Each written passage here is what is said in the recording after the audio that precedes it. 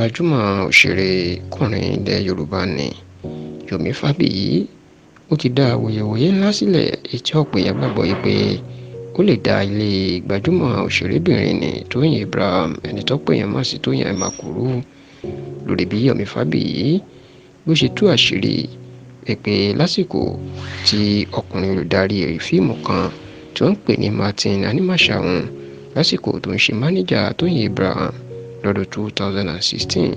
níṣẹ́ làwọn méjèèjì ló ní wọ́n yanra wọn lálẹ́ o tó sì ní Martin Animashaun ó máa ń bá Tóyìn Abraham ó máa ń bá sùn ní ìgbàkúùgbà tó bá wù ní. Orí ẹ̀rọ ayélujára ni Yomi Fabiyi tóun àti Tóyìn Àìmàkù tí wọn kò gba tara wọn kódà tó jẹ́ pé gbogbo ìgbà inú fi máa ń kọlù Tóyìn Àìmàkù lórí ẹ̀rọ ayélujára inú màá lọ tú àṣírí yìí látìgbà tó sì ti tú àṣírí náà tó ní ìṣekúṣe ni Martin Animashaun máa ń ṣe Tóyìn Àìmàkù lásìkò tó ń ṣe mánéjẹ̀ ní ọdún 2016 ńláriwo ti sọ bẹ́ẹ̀ lọ́pọ̀ èèyàn sọ wípé ọ̀rọ̀ tó lè dá ilé Tóyìn Àìmàkù rú ó ní Yomi Fabiyi sọ nítorí pé ọmọbìnrin náà ti wà ní ọkọ tuntun bẹ́ẹ̀ ló ti bímọ ṣùgbọ́n tí wọ́n ní bí ọkọ ẹ̀ bá ń gbọ́ irú ọ̀rọ̀ burúkú tí Yomi Fabiyi ń sọ yìí ó ṣeé ṣe kó bà ilé aláyọ̀ jẹ́.